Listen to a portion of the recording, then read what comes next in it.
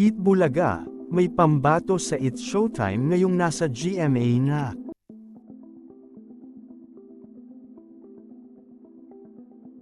Usap-usapan ngayon sa ilang mga pahayagan at social media platforms ang napapansin ng maraming mga netizens sa mga hosts ng Eat Bulaga ngayong nalalapit na ang paglipat ng It's Showtime sa main channel ng GMA Network.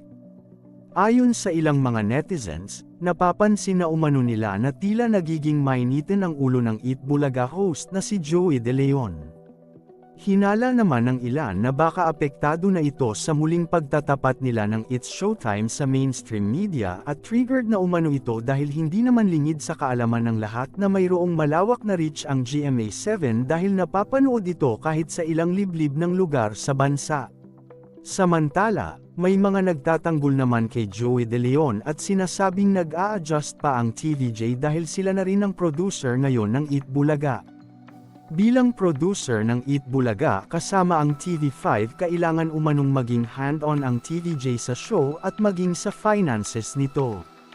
Hindi na rin naman umano bago sa mga kakasimulang negosyo na kailangan talagang mamuhunan para sa mga pasiunang gastusin habang hindi pa establish ang nasabing negosyo. Bagamat marami naman commercial load ang Bulaga ay hindi naman umano maitatanggi na malaki ring ang gastusin nito pagdating sa production. Samantala, may mga naglabasan mga haka-haka ngayon na umano'y nagkaroon ng disagreement sina Vic Soto at Joey De Leon dahil sa isyu ng pera. Mas sanay kasi umano si Joey De Leon tumanggap ng pera kaysa sa magbigay. Sa kabilang banda, hindi naman umano natatakot ang Eat Bulaga sa paglipat ng It's Showtime dahil mayroon naman umano silang pambato sa katauhan ni Atasha Mulak.